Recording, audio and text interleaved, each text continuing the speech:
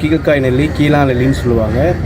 இந்த கீழா நெல்லி வந்து உள்ளுக்குள்ளே இருக்கக்கூடிய கெட்டுப்போன ரத்தம், கெட்டியான ரத்தத்தெல்லாம் வந்து கரைச்சி வெளியே தள்ளக்கூடிய தன்மை வாய்ந்த ஒரு மூலிகை, குளிர்ச்சிவாக உள்ளது. இதை வந்து பித்தப்பை கல் இருக்கவங்க இந்த அளவு செடியை வந்து சின்ன சின்னதாக வச்சு வேரோட கூட இதை சமூலமாக பயன்படுத்தலாம்.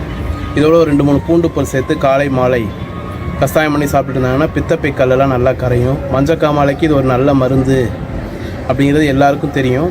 மஞ்சக்காமாலைக்கும் இதே போல் இந்த செடியை வந்து ஒரு 3 பூண்டு பல் சேர்த்து காலை மாலை கஷாயமாக சாப்பிட்லாம். பித்தப்பை கல்லுக்கு மிகுந்த நல்ல மருந்து.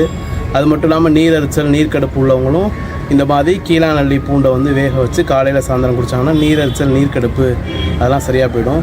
வயிற்றோட்டத்தை நிறுத்துவதற்கு கூட இந்த மருந்து உதவும். பித்த நீருடைய அந்த அதிகமான காரத்தன்மையை குறைச்சி சமநிலைப்படுத்துறதுனால இது வயிற்றோட்டத்துக்கு கூட நீங்கள் வந்து பூண்டோடு சேர்த்து வேக வச்சு இதை வந்து கொடுக்கலாம். வயிற்றோட்டம், பித்தப்பைக்கல், மஞ்சக்காமாலை எல்லாத்துக்குமே இது ஒரு சிறந்த நல்ல மருந்து.